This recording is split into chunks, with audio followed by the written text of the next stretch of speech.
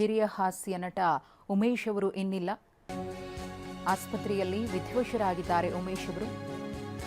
ಇವತ್ತು ಸಂಜೆ ಉಮೇಶ್ ಅವರ ಅಂತ್ಯಕ್ರಿಯೆ ನೆರವೇರುತ್ತೆ. ವಿಲ್ಸನ್ ಗಾರ್ಡನ್ ರುದ್ರಭೂಮಿಯಲ್ಲಿ ಬ್ರಾಹ್ಮಣ ಸಂಪ್ರದಾಯದಂತೆ ಅಂತ್ಯಕ್ರಿಯೆ ನೆರವೇರುತ್ತೆ ಇವತ್ತು ಸಂಜೆ.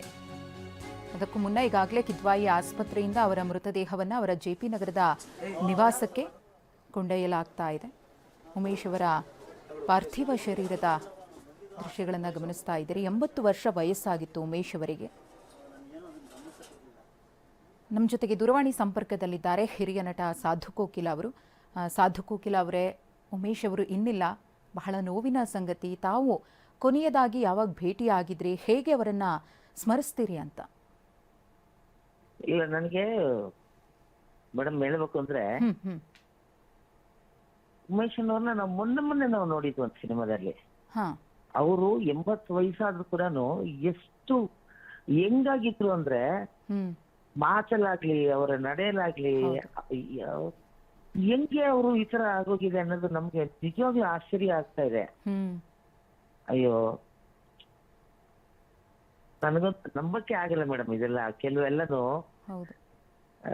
ನಂಬೋದಕ್ಕೆ ಆಗಲ್ಲ. ಆಮೇಲೆ ಎಂತ ಒಳ್ಳೆ ಮನುಷ್ಯರು ಅಂದ್ರೆ ಎಲ್ಲಾರ ಬಗ್ಗೆ ನಾವು ಕೇಳಿಸ್ಕೊಂಡಿರ್ತೀವಿ, ಆದ್ರೆ ಉಮೇಶನ ಬಗ್ಗೆ ಏನಾದ್ರು ಕೇಳಿಸ್ಕೊಂಡಿದ್ರೆ ಎಲ್ಲಾದ್ರು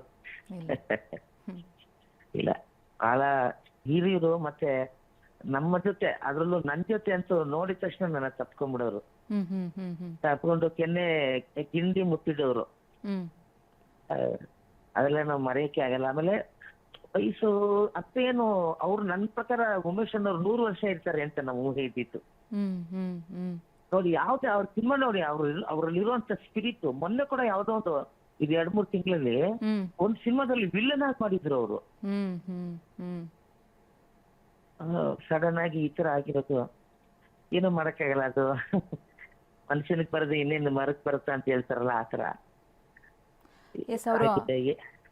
ಆಸ್ಪತ್ರೆ ಬೆಡ್ ಮೇಲೆ ಇದ್ದಾಗ್ಲೂ ಕೂಡ ಅದನ್ನೇ ಹೇಳ್ತಾ ಇದ್ರು, ಸಾವು ನೋವು ಅನ್ನೋದು ಮನುಷ್ಯನಿಗೆ ಸಹಜ ಅಂತ. ಬೆಡ್ ಮೇಲೆ ಇದ್ದಾಗ್ಲೂ ಕೂಡ ಅವರ ಲವಲವಿಕೆ ಇದೆಯಲ್ಲ, ಆಕ್ಟಿವ್ನೆಸ್ ಇದೆಯಲ್ಲ, ನಿಜಕ್ಕೂ ಕೂಡ ಜೀವನದ ಮೇಲೆ ಎಷ್ಟು ಪ್ರೀತಿ ಇದೆ, ಉತ್ಸಾಹ ಇದೆ ಅನ್ನೋದನ್ನ, ಹಾಗೆ ಜೀವನವನ್ನ ಹೇಗೆ ಸ್ವೀಕರಿಸಬೇಕು, ಹೇಗೆ ಪ್ರತಿ ಕ್ಷಣವನ್ನ ಎಂಜಾಯ್ ಮಾಡಬೇಕು ಅನ್ನೋದನ್ನ ಉಮೇಶ್ ಅವರನ್ನ ನೋಡಿ ಕಲಿಬೇಕು ಅಂತ ಅನ್ಸುತ್ತೆ.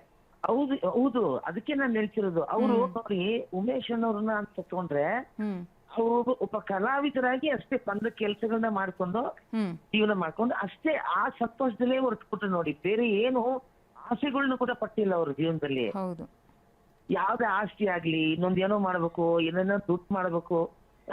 ಈ ಹಳೆಯ ಕಲಾವಿದರ ಇದ್ರಲ್ಲ, ನಮ್ಮ ಅಶ್ವಥ್ ಸರ್ ಆಗಿರ್ಬೋದು, ಉಮೇಶ್ ಅನ್ನೋರ್ ಆಗಿರ್ಬೋದು, ಇವ್ರೆಲ್ಲ ಹೆಂಗಂದ್ರೆ ಅಷ್ಟಕ್ಕೆ ಜೀವನ. ಒಬ್ಬ ಕಲಾವಿದ ಜನರಿಗೆ ಮನರಂಜನೆ ನೀಡ್ಬೇಕು, ಅವ್ರ ಜೊತೆ ನಾವು ಬೆರಿಬೇಕು, ನಾವು ಸಂತೋಷ, ಒಬ್ಬ ಕಲಾವಿದನಾಗಿ ನಾವ್ ಇರ್ಬೇಕು ಅನ್ನೋದು ಅಷ್ಟೇನೆ. ಕಡೆ ತನಕ ಆಗಿದ್ರು ನೋಡಿ. ಅಂತ ಕಲಾವಿದ್ರನ್ನ ಕಳ್ಕೊಂಡಾಗ ಬಹಳ ಬೇಸರ ಅಲ್ಲ, ತುಂಬಾ ಬೇಜಾರಾಗ್ಬಿಡುತ್ತೆ. ಧನ್ಯವಾದ ಸಾಧು ಕೋಕಿಲ ಅವರೇ, TV9 ಜೊತೆ ಮಾತನಾಡಿದ್ದಕ್ಕೆ. ನಿವಾಸದತ್ತ ಉಮೇಶ್ ಅವರ ಪಾರ್ಥಿವ ಶರೀರವನ್ನ ಕೊಂಡೊಯ್ಯಲಾಗ್ತಾ ಇದೆ. ಜೆಪಿ ನಗರದಲ್ಲಿ ಕೆಲ ಹೊತ್ತು ಅವರ ಪಾರ್ಥಿವ ಶರೀರವನ್ನು ಅಂತಿಮ ದರ್ಶನಕ್ಕೆ ಇರಿಸಲಾಗುತ್ತೆ. ನಂತರದಲ್ಲಿ ರವೀಂದ್ರ ಕಲಾಕ್ಷೇತ್ರಕ್ಕೆ ಪಾರ್ಥಿವ ಶರೀರದ ಸ್ಥಳಾಂತರವಾಗುತ್ತೆ.